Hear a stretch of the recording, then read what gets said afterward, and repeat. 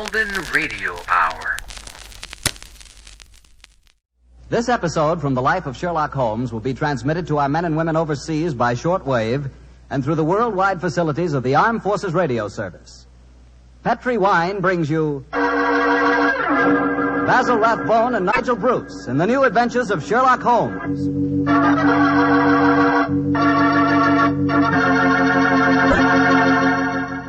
The Petri family, the family that took time to bring you good wine, invites you to spend the next half hour listening to Dr. Watson tell us another exciting adventure he shared with his old friend, the world-famous detective, Sherlock Holmes.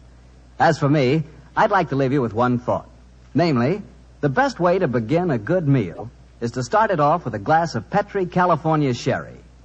While you're waiting for dinner to be ready, just sit back, take it easy, and sip some of that wonderful Petri sherry. Now, there's a wine. Hold that Petri sherry to the light and look at that rich amber color. Smells good, too, doesn't it? And just wait for that first sip. What a flavor. No kidding, you'll find that Petri sherry can turn the usual before-dinner lull into a real event. Petri sherry is the best beginning a good meal ever had. Try it. And say, if you like your sherry dry, not sweet, just ask for Petri California Pale Dry Sherry. But no matter how you like it, you're sure to like it if the label says Petri. See for yourself.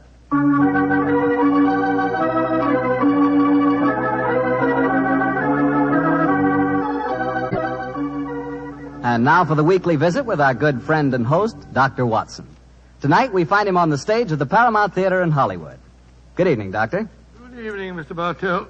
If you've bought a victory bond, you're welcome. I have, Doctor.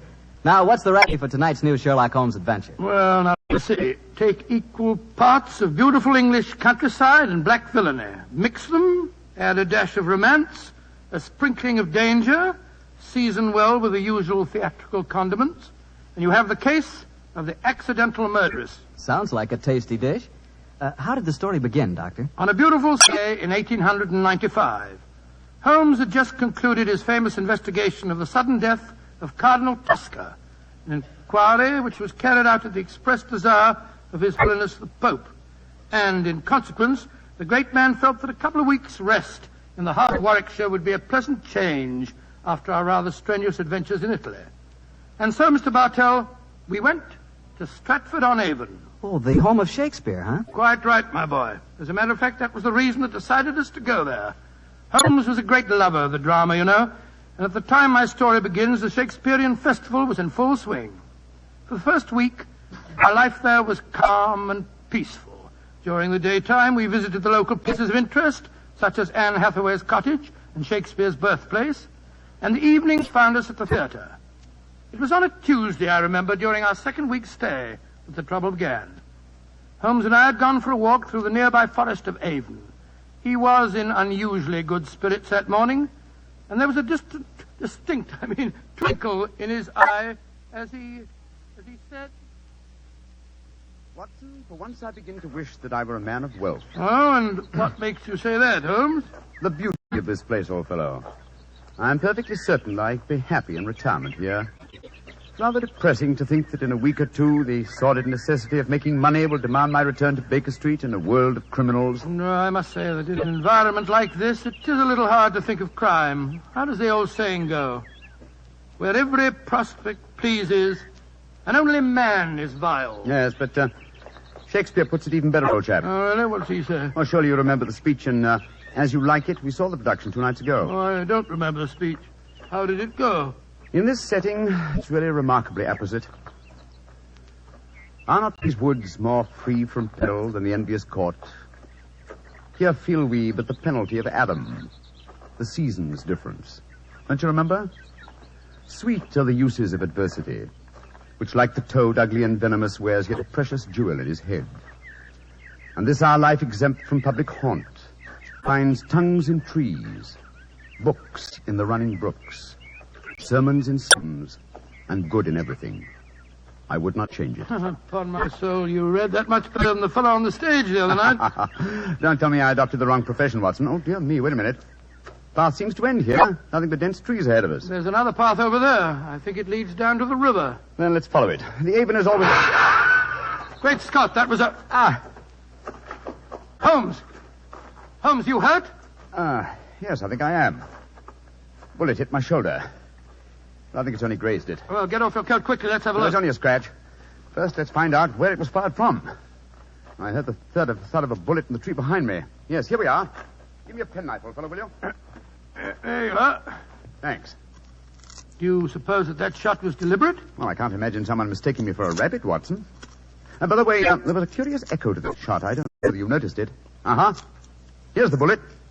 Now, let me see. I was standing there. A line from this bullet hole in the tree through the spot where I was standing would indicate that the shot was fired from that cluster of trees over there. Come on, Watson. Let's see what a search discloses. Yes, I wish you'd let me look at that shoulder before you start galloping all over the countryside, Holmes. You're bleeding quite profusely. Oh, plenty of time to look at it when we... Hello. Look over there. A man and woman running towards us across the clearing. Yes, and carrying guns. Yes, it looks as if it was an accident after all. Was anyone hurt? Yes, sir. My friend was hit in the shoulder. Oh, how dreadful. It's not a bad wound, is it? Oh, it's only a scratch, madam, I hope. But the blood on your coat. Well, just, how did this accident happen, sir? Well, we were out rabbit shooting. I was teaching my wife to use a rifle. I saw a rabbit scurry across the clearing. I raised the rifle and fired. It seemed to me, Geoffrey, that as I did so, you jolted my arm. Yes, I'm afraid I did, Alice. I was going to fire too, but as I raised my rifle, I jolted your elbow and sent your shot wild. I can't tell you how sorry I am, sir. Here's my card. Of course, we'll take care of any expenses that may be Well, entailed. the first thing to do is to find out how much damage has been done. You'd better take your coat off, old fellow. I don't think I can. Oh, he's badly hurt. No, it's just that... The man's fainted. Oh, this is dreadful. I have a horse and trap down the road. Listen, give me a hand with him, will you? I must get him to a hospital as fast as possible.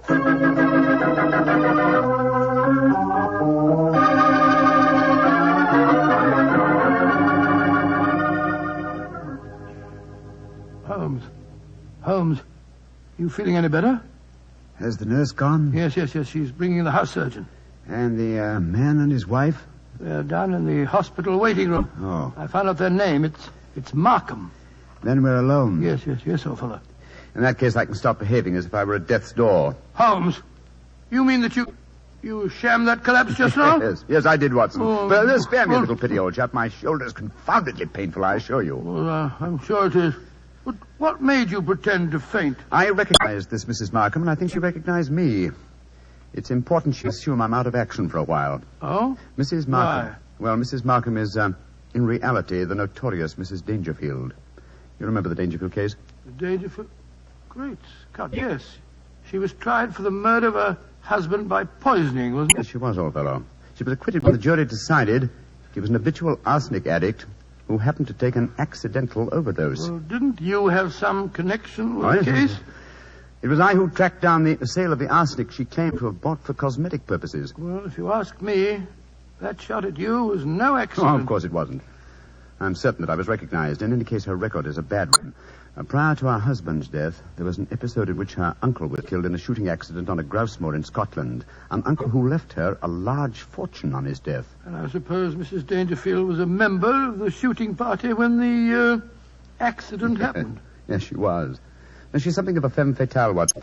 I must plan my actions very cautiously. I'm up against a dangerous opponent. Well, you'll have to stay in the hospital until your wound's being examined and dressed. That's true, fellow. And while the local staff are taking care of that, I want you to shadow the Markhams. Of course I will, Holmes. Stick close to them, old fellow. Make them believe that I'm going to be kept here for some days. Find out as much as you can, and then report to me. Right, I'll do my best.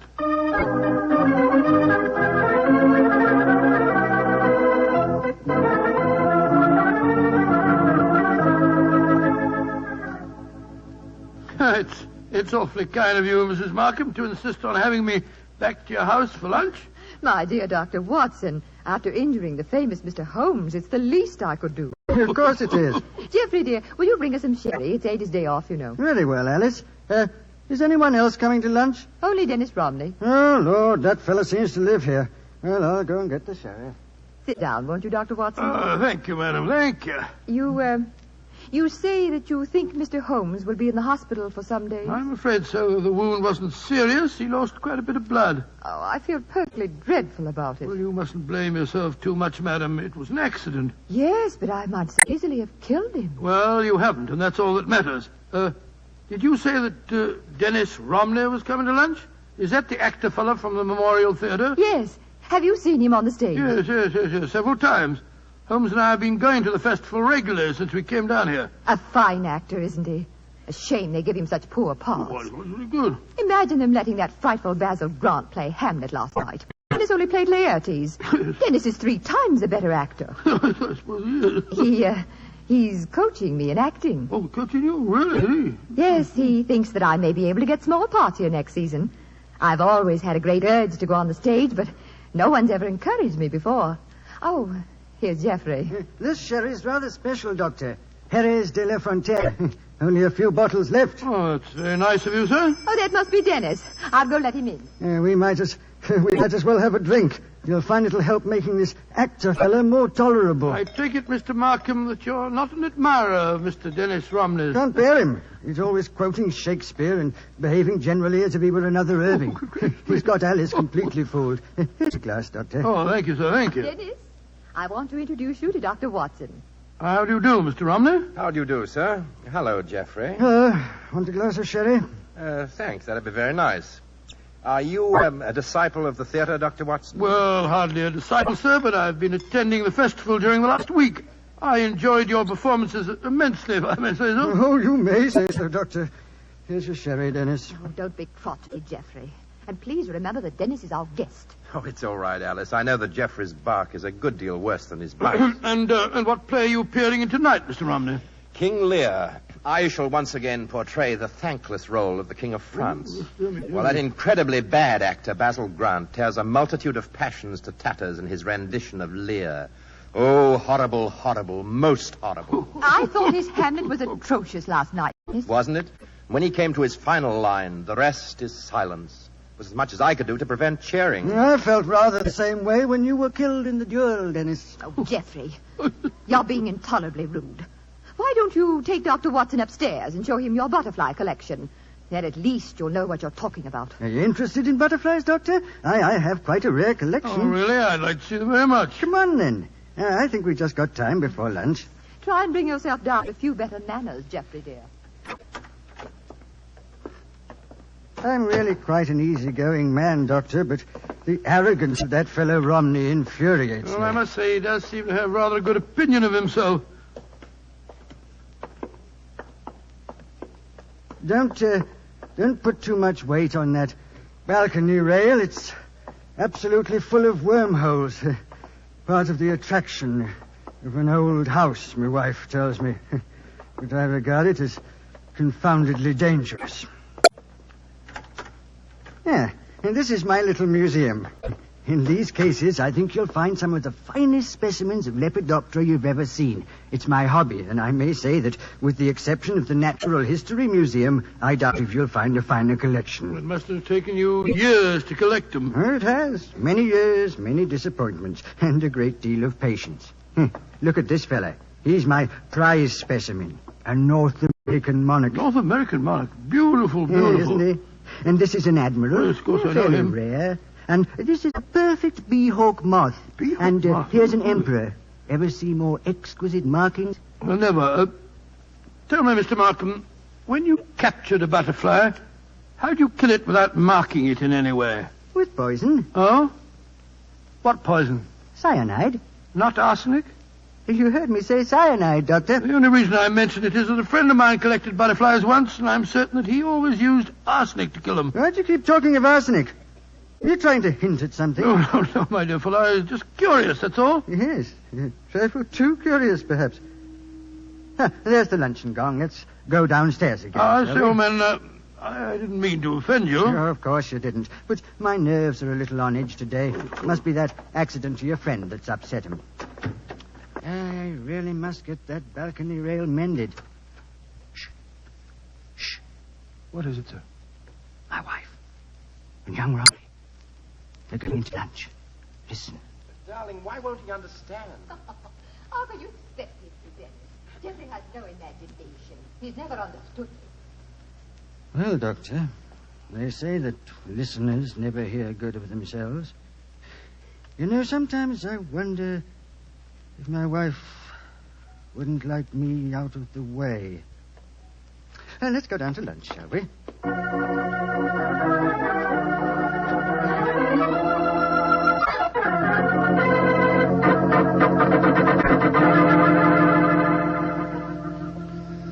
And so, Holmes, that's the story up to now. A very interesting one, too, Watson. So you think that Mrs. Markham is planning to kill our husband, eh? Oh, it's obvious. She's in love with the actor fellow, Dennis Romney. Her husband's in the way, and if she doesn't want to use poison this time, there's a perfect setting for murder in that crumbling balustrade on the landing. Mm-hmm. One push when he wasn't looking, and it'd be the end of him. And no one could prove that she did it. A charming household. And Mr. Markham became very evasive, you say, when you mentioned arsenic. Yes. I said it deliberately, of course, to see how he'd react. If you ask me, he knows that his wife has arsenic in the house. And he was trying to protect her. You've exerted your charm sufficiently to arrange to see them again, I trust. Well, yes, as a matter of fact, I have. They're taking a picnic tea and going boating on the Avon this afternoon. They asked me to join them. Of course, I agreed. I just rushed back here to the hospital to report to you first. You've done splendidly, Watson, splendidly. Oh, thanks so much, Owen. But I've been so busy telling you what I've found out that I haven't asked you about you. How are you feeling? Oh, I'm fine, old fellow, fine. What did the house surgeon discover? A very interesting fact. Look in the drawer beside my bed, will you? Great Scott, it's a bullet. A bullet that the house surgeon removed from my shoulder. But we found a bullet in the tree also. Precisely. Therefore, 2 bullets were fired. But, good Lord, that means... It means, old chap, that we have a dangerous task ahead of us. Not to solve a murder, but to prevent one.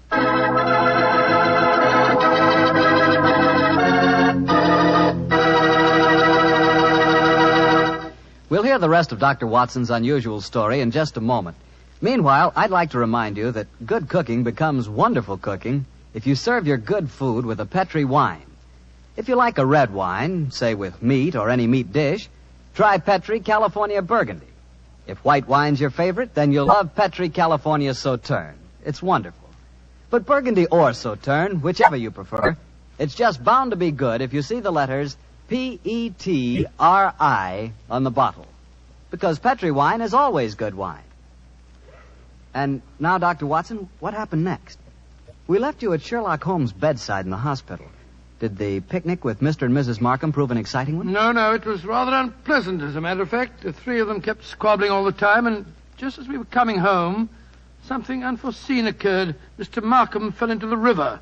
Well, pardon the old question, Doctor, but did he fall or was he pushed? It was hard for me to say. I had my back to him when he fell.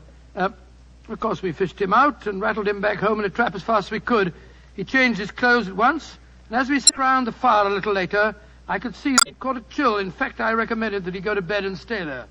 Mrs. Markham agreed with me. Jeffrey, dear, I do wish you'd follow Dr. Watson's advice and go to bed. For the 5th time, Alice, I will not go to bed. I'm perfectly all right.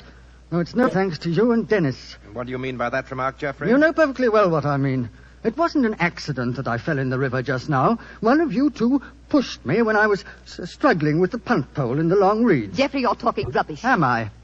You were in the boat, Dr. Watson, didn't you? No, I didn't, sir. My back was turned to you when you fell in. Well, then we'll call it an accident.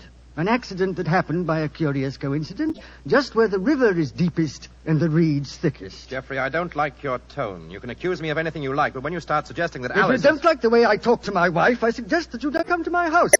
I'm going to get a scarf. I'm chilly. Dr. Watson, I must apologize for my husband's behavior. I don't know what's come over him. Oh, that's quite all right, Mr. Markham. I quite understand. Well, I wish I did. I don't mind him yelling at me, but he's being so abominably rude to you, Alice. The last couple of weeks, it's been getting worse than ever. I know. Ever since we had that argument about the insurance policies, he's been unbearable. Insurance? Yes, Doctor. We took out quite large policies on each other's lives recently. You didn't tell me that, Alice. Well, it was his idea. And yet when the insurance came here, you'd have thought I was forcing him into taking out the policy. Insurance? Great Scott, I... You what, Doctor? I Oh, nothing, Mr. Markham. Nothing at all. Sounds as if you don't approve of insurance, sir. Oh, it's not that, Romney. It's just that I... Who can that be? I wasn't expecting anyone. Answer the door, Dennis, will you? Yes. Oh, sounds as if Jeffrey's already done so. Oh, Alice, we have a visitor. Holmes, you shouldn't be up. Good evening, Mrs. Markham. Hello, Watson. Well, I'm delighted to see you, Mr. Holmes. Though I understood from your friend that you'd be in the hospital for several days. The constitution of an ox and the obstinacy of a mule, two characteristics of mine, have combined in making possible an early departure from the hospital. How do you do, Mr. Romney? I think I've seen you at the theatre. My name is Sherlock Holmes. How do you do, sir? You'll stay to supper, I hope. If it's not inconvenient, Mrs. Markham. Of course it isn't. I'll go in and arrange for it. Upon my soul, Holmes, I'm glad to see you. And are you, old fellow? Let's take a stroll on the terrace, shall we? It's rather warm inside this evening. You can go out through the French windows. Oh, thank you, Mr. Markham. Holmes, are you quite sure that you're well enough to go walking about? Of course I am. You must tell me, Watson, what the latest developments are. In the meantime, I myself have not been idle. Yes, Watson, I think our stage is set, and I have a feeling that I may contribute to a rather dramatic last act curtain.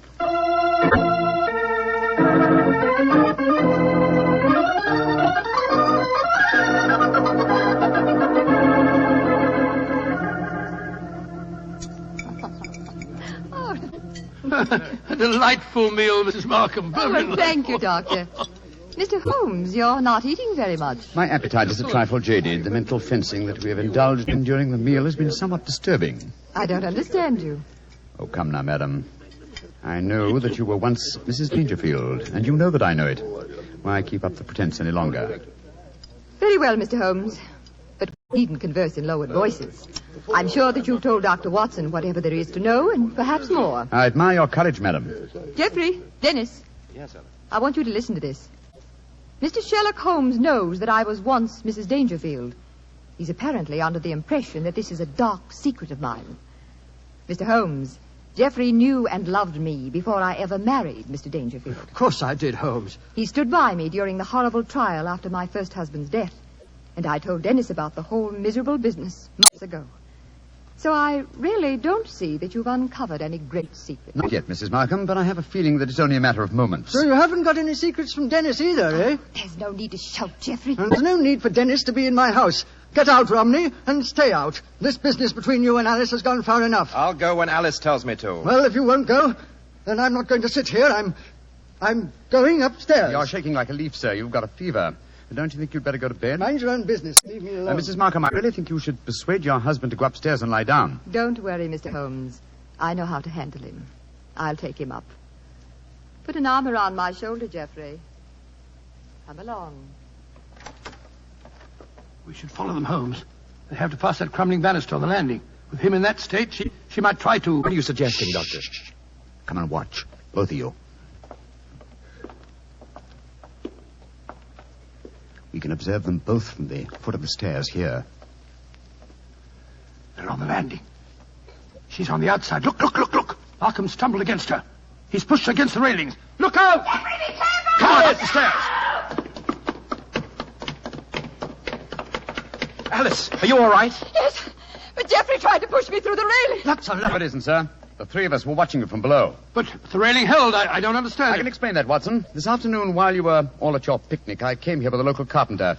You had informed me, old fellow, that it was the maid's day off, and I took the liberty of reinforcing that decaying woodwork. What the blazes do you think you've been up to, Holmes? Preventing murder, sir, and finding the true solution to the Dangerfield case. Do you mean, Mr. Holmes, the true solution? Surely it's obvious to you, Mrs. Markham.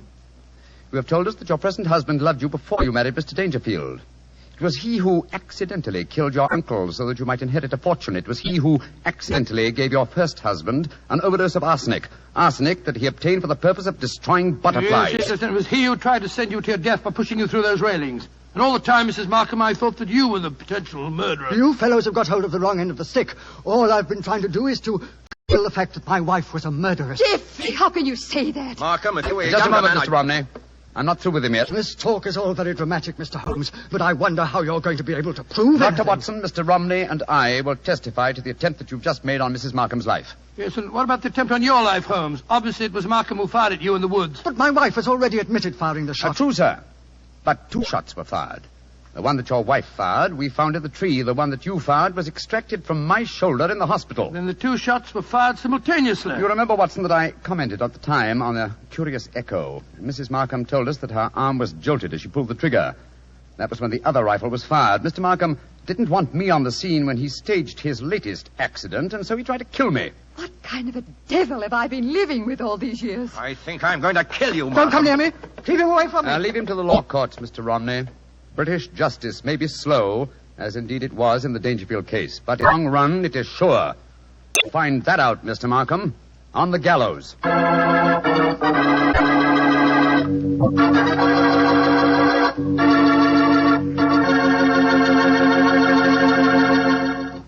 Well, tell me, Doctor, did Mr. Markham finally end on the gallows? Yes, he did. And it might interest you to know that Mrs. Markham and Dennis Romney were married. A nice chap and a fine actor, that boy. Maybe that's what I should have been. An actor. To be or not to be, that is the question. For it is nobler in the mind to suffer. Well, what's the matter, Doctor? Don't you like it? The words are beautiful, but your delivery of them... Not good, huh? no, not good, Mr. Bartell. Okay. I'd rather talk about Petri wine anyway. Now, there's something to really talk about. Petri wine. A wine with generations of winemaking behind it. That's a fact, you know. The Petri family started making Petri wine generations ago. Way back in the 1800s. So they've had the time to develop the art of winemaking, and they've been able to hand down that art from father to son, from father to son. Yes, the Petri family really knows how to turn luscious, sun-ripened California grapes into clear, fragrant, delicious wine. And those letters, P-E-T-R-I, on the bottle, are the personal assurance of the Petri family that every drop of Petri wine is good wine. It's got to be. Because don't forget, Petri took time to bring you good wine. Well, Dr. Watson, what new Sherlock Holmes story are you going to tell us next week? Well, I'll never see. Next week, Mr. Bartell, I'm going to tell you an exciting adventure Holmes and I had in North Africa. It begins at the headquarters of the Foreign Legion and ends with a strange death in the Cafe of 1,000 Sighs. I call the story Murder in the Casbah.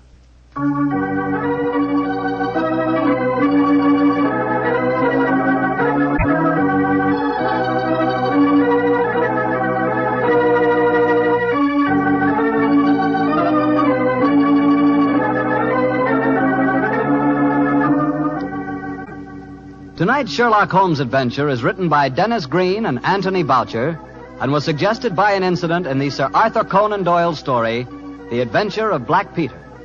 Music is by Dean Fosler. Mr. Rathbone appears through the courtesy of Metro-Goldwyn-Mayer and Mr. Bruce through the courtesy of Universal Pictures, where they are now starring in the Sherlock Holmes series.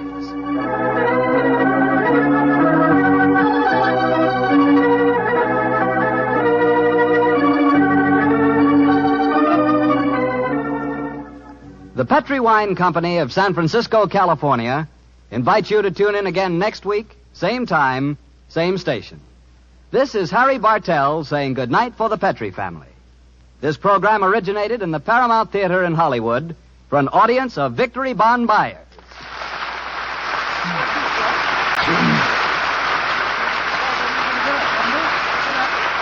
This is the Mutual Broadcasting System.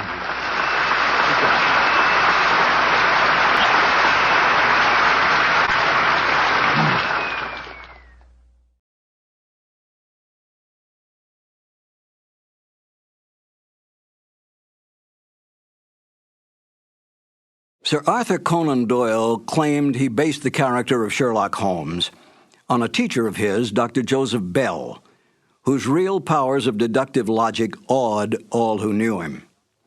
Yet Dr. Bell, in a letter to Conan Doyle, stated quite bluntly, "You are yourself Sherlock Holmes, and well you know it." Conan Doyle did not dispute this statement, for in fact Sherlock Holmes had the best characteristics of his creator. So did Dr. Watson. Highly educated, honest to the core, and one of the best writers of the Victorian age, the British public and then the world took him to their hearts. It was not long before the doctor-turned-writer found himself a well-established man of letters and friend to such countrymen as Oscar Wilde, Rudyard Kipling, and H.G. Wells. Not bad company to be with. In real life, Conan Doyle solved more than 2 actual murder mysteries, saving the lives of innocent men by his careful research, gathering of facts, and deductive reasoning. Few men in history can claim such feats. When he died in 1930, a time not so long ago, Sir Arthur Conan Doyle had this epitaph engraved on his tombstone: "Steel true, blade straight, Arthur Conan Doyle, knight, patriot, physician, and man of letters." Fitting words for such a giant of a man. And now, Basil Rathbone and Nigel Bruce in The Adventure of the 00. This episode from the life of Sherlock Holmes will be transmitted to our men and women overseas by shortwave and through the worldwide facilities of the Armed Forces Radio Service. Petri Wine brings you Basil Rathbone and Nigel Bruce in the new adventures of Sherlock Holmes.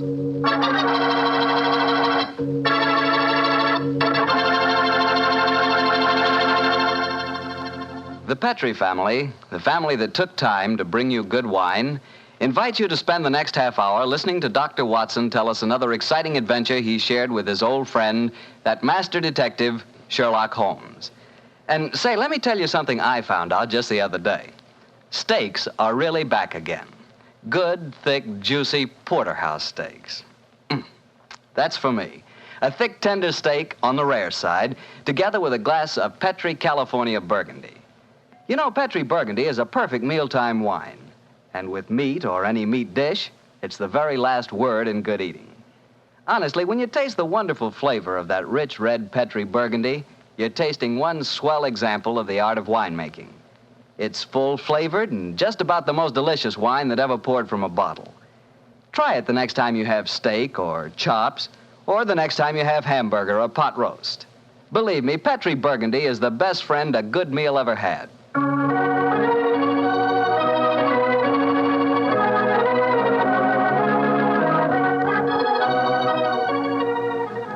And now let's look in on our good friend and host, Dr. Watson. Come in. Ah, there you are, Mr. Bartell. Evening, Doctor. Just in time to join me in a cup of coffee. Draw up your chair, young fellow, my lad. Thank you. Ah, that's it. Well, Doctor, you told us last week that tonight's new Sherlock Holmes adventure takes us to the south of France. That's right, Mr. Bartell. The south of France in the year 1900. A beautiful playground bordered by the bluest of blue seas and populated with an extraordinary cross-section of cosmopolitan Europe. Rich man, poor man, beggar man, thief. All of them attracted by that Riviera paradise.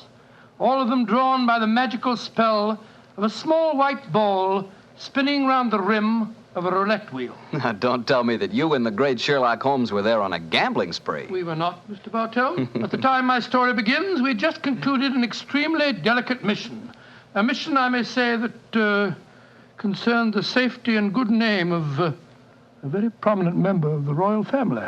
Say, Doctor, you don't mean... One story at a time, Mr. Bartell. In any event, my boy, I'm afraid that's a case about which my lips are sealed for all time. But to return to tonight's adventure, one June evening, I persuaded Holmes to accompany me to the gambling casino at Fréjus, not far from Cannes, where we were staying. It wasn't quite as fashionable as the casino at Monte Carlo, but as I intended to do a little modest gambling myself, it seemed an establishment more suited to my means. As we stood there at the green baize-covered tables, the chatter of voices and the melodic chanting of the croupiers as they called the results of each spin of the wheel formed a background to a quiet conversation that Holmes and I were having.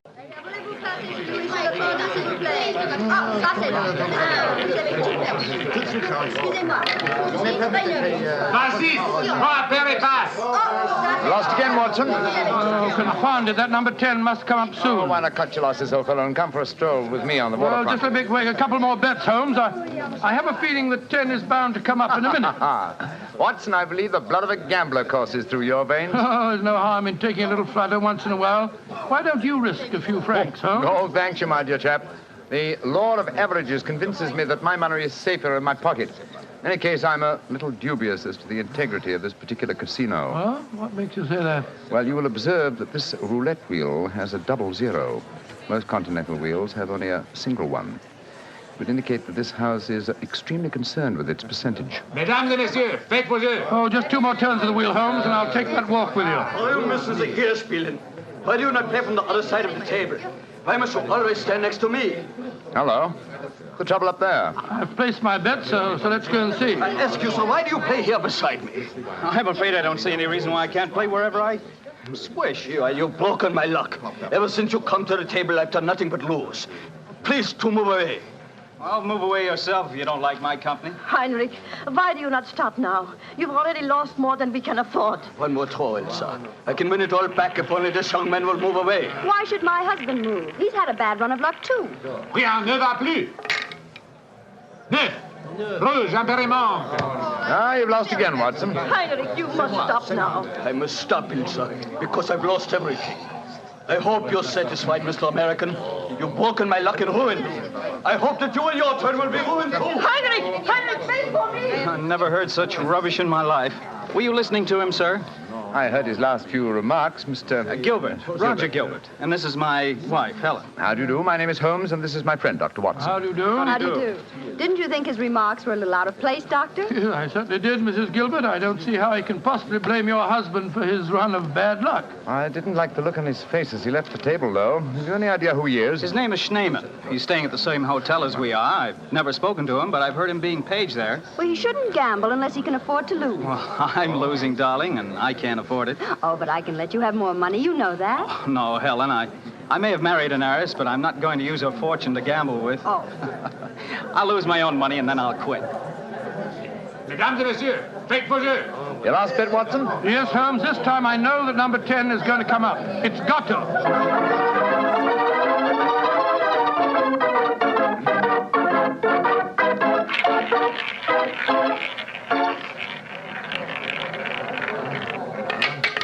Numéro 10. Ten at last.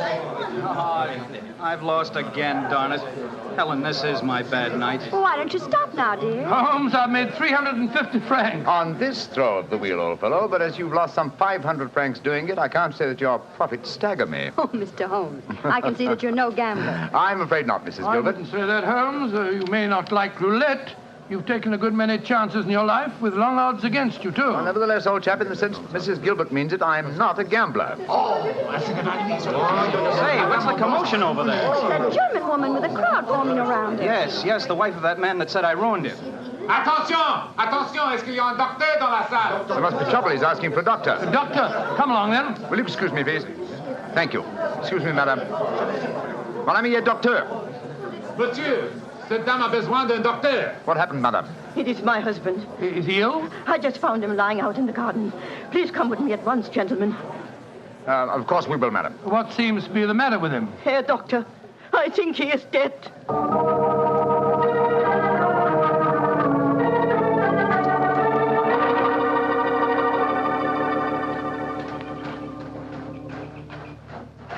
He's lying by that tree, Doctor. Please see if you can help him. Somebody else seems to be on the scene before us. Who are you, sir? I am Monsieur Chevray, director of the casino. Do any of you know this poor man? I am his wife. Is he dead? I am afraid so, madame. Let me look at him. I'm a doctor. Was your husband gambling in the casino tonight, madame? Yeah, he was. Poor Heinrich. He lost everything that we have. I'm afraid he's dead, madam.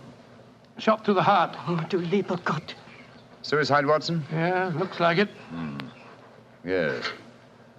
Powder burns on the shirt front, revolver clutched in the right hand, fingers in a natural position. The angle of the wound settles it. Obviously self-inflicted. I missed you as you slipped out of the casino. What's wrong with him? I'm afraid he's dead, Mr. Gilbert. Yes, he committed suicide. I hope, young man, that you are satisfied. All night you brought him bad luck.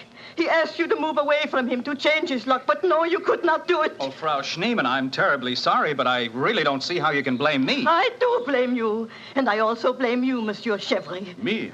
But what have I done, madame? Why do you let a man lose all his money at your tables? Is life so cheap to you, and money so important, that you cannot close the tables to someone before he's ruined. Madame, I am all sympathy for you in your tragic loss. But the casino cannot be held responsible. If your husband could not afford to gamble, then he should not come here. How are we to know the financial limitations of our customers? You said that your husband lost everything you had tonight, madam. Yeah, everything.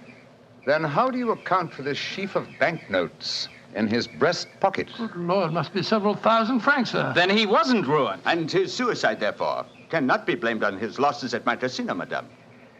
How do you account for this money, Frau Schneemann? Well, I do not understand. Heinrich kept nothing from me. I know that he had not so much money on him when he started tonight. Well, why do you all look at me like that? Is it that you think? You think... Quick, Watson, she's fainted. I've got her. We must get her to her room. You can take her to my suite in the casino. No, let's take her to the hotel. My wife will look after her. Poor woman, she's had a dreadful shock.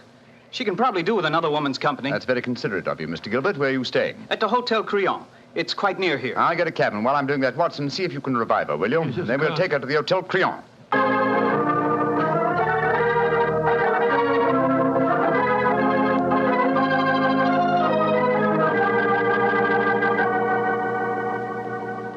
Very kind of you, Mrs. Gilbert, to let us bring the poor lady into your suite. Well, it's the least I can do, in spite of what she said about Roger bringing her husband bad luck. I'm sure she'll need your help when she wakes up, Helen. Yes, I think you'll find that she'll sleep for some hours. I give her a strong sedative. Well, we were just about to have a drink, gentlemen. Do you care to join us? Oh, thank you, sir. Well, that'd be very nice, Mr. Gilbert. Roger was just telling me that quite a large sum of money was found on Herr Shaman's body, Mr. Holmes. Yes, Mrs. Gilbert. Several thousand francs. It's very puzzling, Holmes. Why should a man commit suicide with so much money on him? I think the answer is obvious. He didn't. What on earth do you mean? Well, the money was placed there after he had shot himself. The banknotes were in his breast pocket, if you remember. Hardly the usual place to carry money.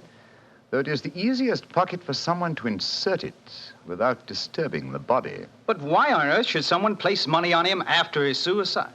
To prevent the casino from getting a bad name. I've heard of it being done on several similar occasions.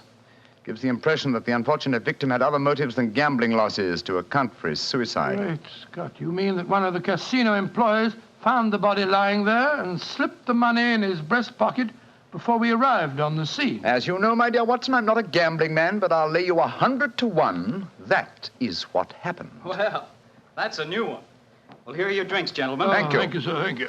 Say, Helen, Mr. Holmes has given me a brainwave. Another one? What is it this time, Roger? Now, I've been losing very heavily tonight. Roger, I've told you, if you need money, I'll be only... But I don't. I've got a scheme for making some. Oh. I'm going to gamble again tonight after dinner. If I lose, here's what I'll do. I'll stain my shirt front with red ink, walk out in the grounds, fire a shot, and lie down as though I'm dead. I'll wait for someone to come along and stuff my pockets full of banknotes. Not a bad idea, Mr. Gilbert. I think it's a darn good one. What do you say, Mr. Holmes? It's a whimsical one at any rate. Who knows?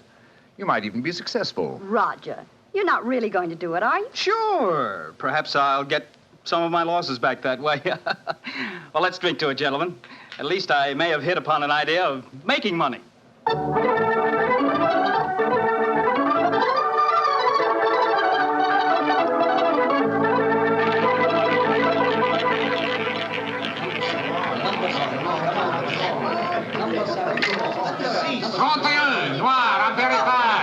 My dear Watson, you'll have to work hard at your practice when you get back to England. Your infallible system appears to be extremely fallible. And yet the fellow who told me about it said it couldn't miss. It's just a matter of doubling the stakes each time you lose, and then... Oh, my dear fellow, I've been studying your system, but I can tell you a really infallible way of making money at roulette. You can? What is it? Well, own the gambling house and operate the tables yourself. The odds would be all in your favor. Oh, what a brilliant suggestion. Own the gambling house and operate the Not gambling for tonight, Watson? It's nearly 11 o'clock. Yeah, I think so. Let's take a stroll round the other table, shall we? By the way, old fellow, the young American, Mr. Gilbert, was losing heavily again tonight. He was? I wonder if he'll try that trick that he threatened, the one with the red ink and the shot in the night. I shouldn't be at all surprised. As a matter of interest, I saw him leave the tables about half an hour ago. Here comes his wife, on the arm of Monsieur Chevry, the director of the casino. Good evening, Mrs. Gilbert. Monsieur? Bonsoir, monsieur. Hello, Mr. Holmes, Dr. Watson. Monsieur Chevry is giving me a personally conducted tour of the casino. It's quite fascinating. And it is quite fascinating for me to have so beautiful a woman on my arm, mademoiselle. I know that I am the envy of all the men in the room. Oh, stop flattering me so much. I'm not used to it. Mrs. Gilbert, how is, Frau Schneemann? She seems much better. She wakened an hour ago and insisted on going back to her own room. I wanted her to spend the night with us in our suite, but she wouldn't hear of it. I think I should drop in and see her before I go to bed. Oh, you have finished the gambling for tonight, perhaps, Doctor? No, perhaps about it, Monsieur Chevrolet. I've had a bad run at the tables. Oh, I am so sorry. Has anyone seen Roger? He left the tables about half an hour ago, Mrs. Gilbert. After doing as I did and losing quite heavily. So he lost again, did he? I wonder if he'll try that new system he was talking about. We were just discussing that possibility ourselves, Mrs. Gilbert. Mrs. Gilbert! Mrs. Gilbert! Frau Schneemann, you shouldn't have left your hotel, you know. It is too late to worry for me, Herr Doctor. It is for Mrs. Gilbert now that you should worry. What do you mean, madame? Well, I went back just now to where poor Heinrich died. And there, lying in the grass, I saw another body. I was too shocked to go too close. But I am quite sure that I recognize your husband, Mrs. Gilbert. Oh, Dr. Watson, she's ruined Roger's trick. And he'll have taken fright and bolted by the time we get there. Possibly. Let's go at once and find out, shall we?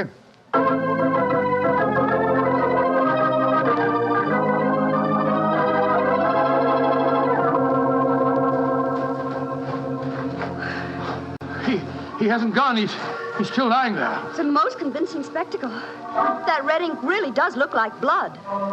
Yes. And blood sometimes looks like red ink. Mr. Gilbert. Roger, get up. The joke's spoiled. Roger, get up! I'm afraid that's impossible, Mrs. Gilbert. He's dead.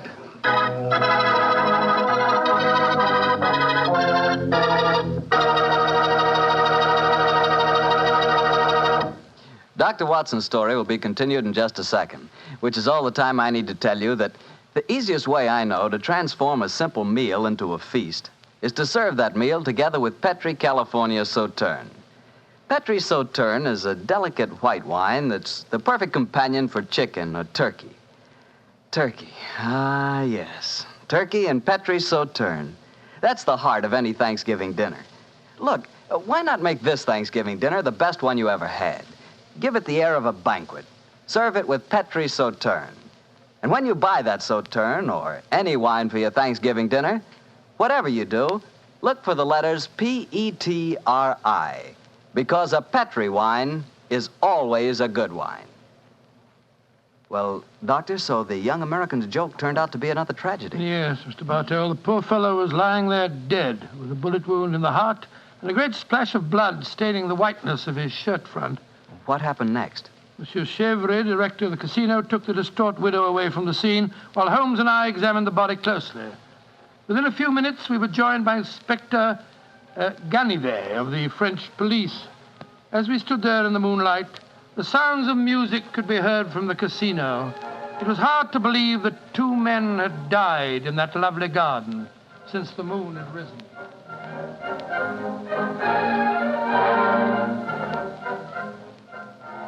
Monsieur Holmes, you and Dr. Watson have concluded your examination? Yes, Inspector Ganivet. Will you favor me with your observations?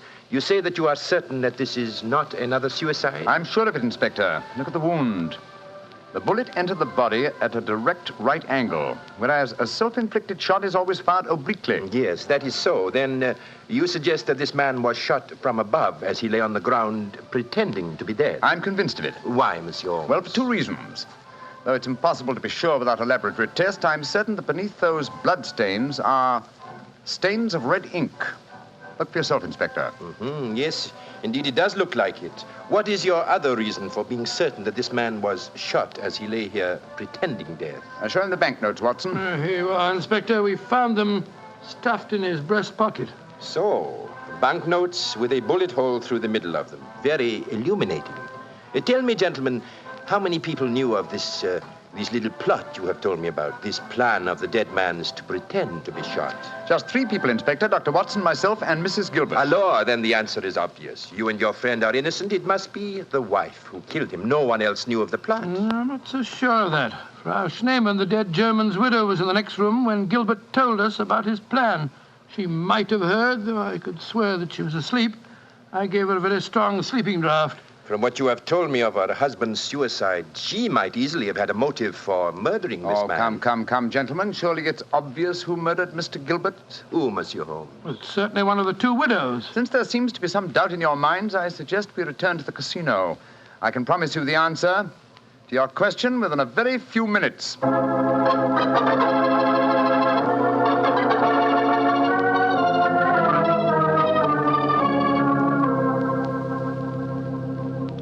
Well, Monsieur Chevrolet, now that we're all assembled in your office, I shall sit down quietly and let Inspector Ganivet conduct his examination. No, Monsieur Holmes. No, you have handled the case so far. Please to continue it to the end. Yes, Mr. Holmes.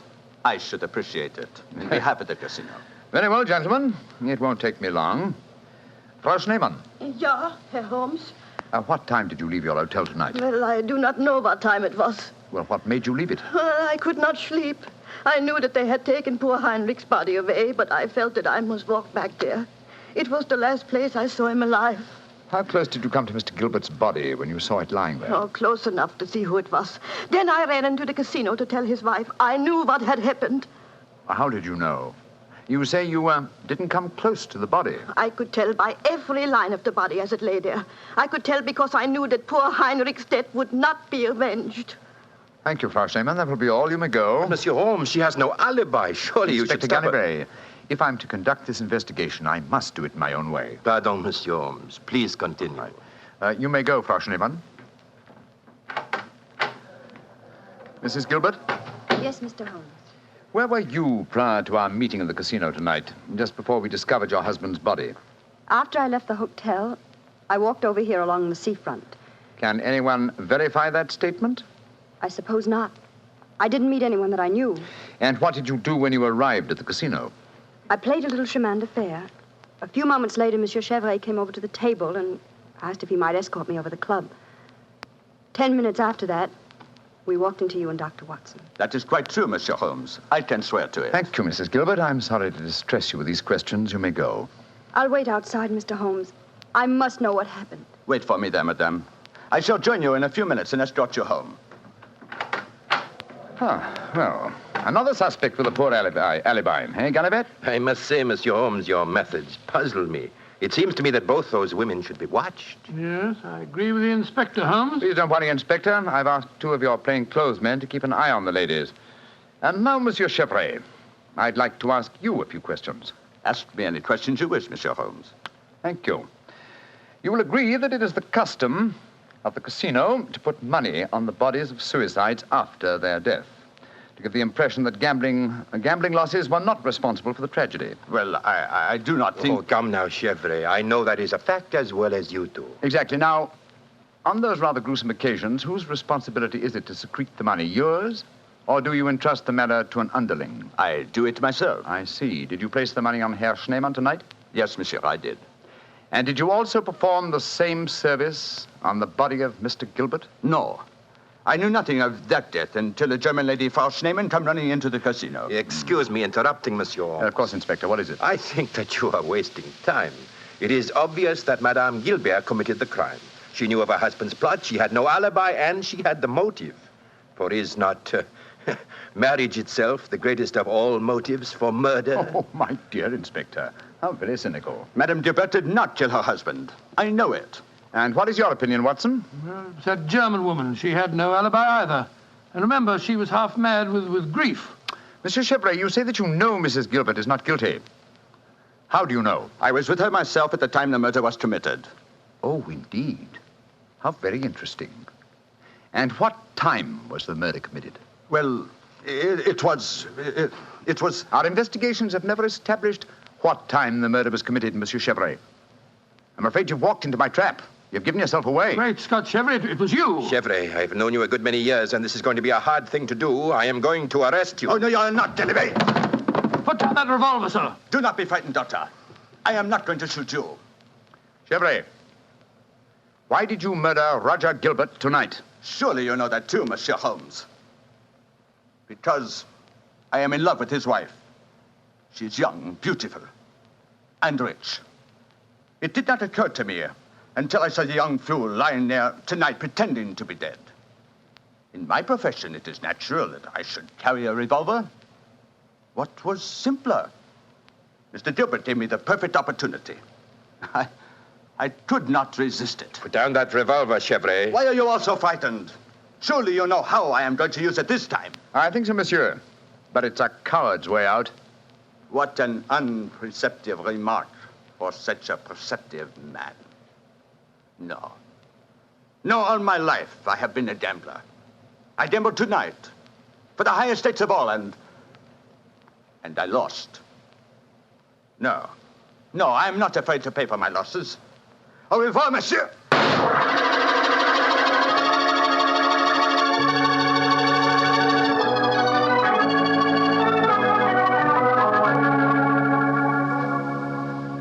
An extraordinary case, Holmes. I never suspected Chevrolet. And I, old chap, suspected him from the beginning. Well, I wasn't the only one who was stupid anyway. Inspector Ganivet thought it was the wife. True. Very puzzling conclusion for a detective inspector to arrive at. Oh, it seemed logical enough to me at the time. No, my dear Watson. Cold logic should have told you otherwise. Roger Gilbert had been losing heavily and had planned this hoax. He obviously had no money on him. Therefore, the money was planted in his pocket by Chevrolet. After he shot him? No, my dear fellow. Before. Before? The bullet hole through the banknotes provided that.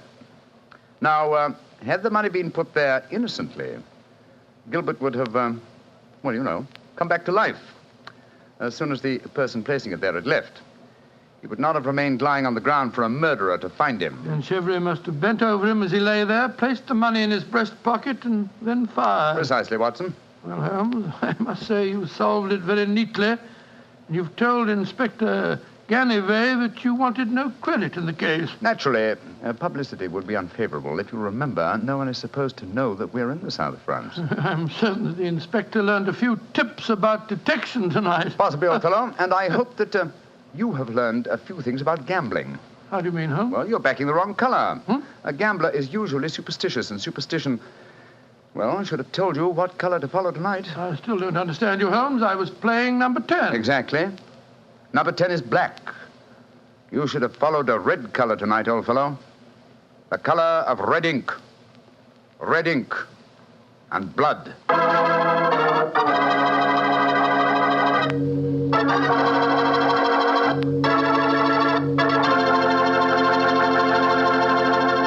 Say, Doctor, that was a swell story. I didn't know you liked to play roulette. Well, I figured out a system for roulette. It's like yours. Every time you lose, you double your money and keep doubling until you win. Oh, it's a great system, Mr. Bartell. There's only one thing wrong with it. What's that? You lose, you go broke before you win. Look, take my advice. Don't gamble. You can't beat the laws of chance. But suppose I bet on a sure thing. Like what, for instance? Oh, like the fact that Petri wine is always good wine. It is, you know. Because the Petri family has been making wine for generations. They've been handing down from father to son, the art of turning luscious, sun-ripened grapes into delicious, fragrant wine. Ever since the Petri family started their business way back in the 1800s, they've been perfecting the art of winemaking. That's why Petri wine is always good wine. The Petri family took time to bring you good wine. So no matter what type wine you prefer, why not take a few seconds of your time to look for the letters P-E-T-R-I. They spell delicious wine, Petri wine. Well, Dr. Watson, what new Sherlock Holmes story are you going to tell us next week? Next week, Mr. Bartell, I'm going to tell you of a strange adventure that Sherlock Holmes and I had when we were in Stratford-on-Avon many years ago. It concerns an actor, a mysterious boating accident, and several dead butterflies. Sounds good, Doctor. I'll see you then. Oh, fine, but now, don't forget, next week we're going to broadcast our program from the Paramount Theatre in Hollywood for the Victory Loan Drive. So if any of our friends are going to be in Hollywood, we'd love to see them there. Just buy a Victory bond at any store or bank on Hollywood Boulevard, and in return, you will be given your ticket of admission. Better hurry up, though, before all the seats are gone. Let's really buy lots of those Victory bonds. Let's finish the job.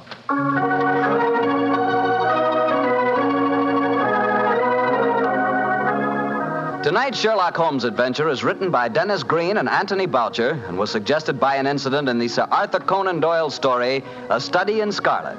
Music is by Dean Fosler. Mr. Rathbone appears through the courtesy of Metro-Goldwyn-Mayer, and Mr. Bruce through the courtesy of Universal Pictures, where they are now starring in the Sherlock Holmes series.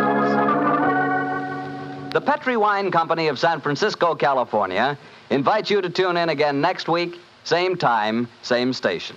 This is Harry Bartell saying goodnight for the Petri family. Sherlock Holmes comes to you from our Hollywood studio.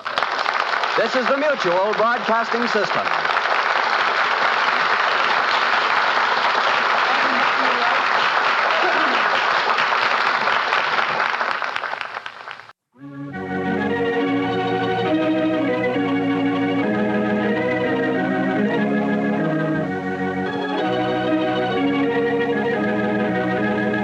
The two episodes you've just heard, the original The Adventure of Thor Bridge and The Double Zero, are part of the New Adventures of Sherlock Holmes starring Basil Rathbone and Nigel Bruce, and are a 1989 copyrighted production of 221A Baker Street Associates. The Sherlock Holmes stories and the characters of Sherlock Holmes and Dr. John H. Watson were created by Sir Arthur Conan Doyle and are used with the kind permission of Dame Jean Conan Doyle. This is Harry Bartell. Won't you join me again on another cassette when I present Murder in Wax and The Man with the Twisted Lip? Thank you for listening.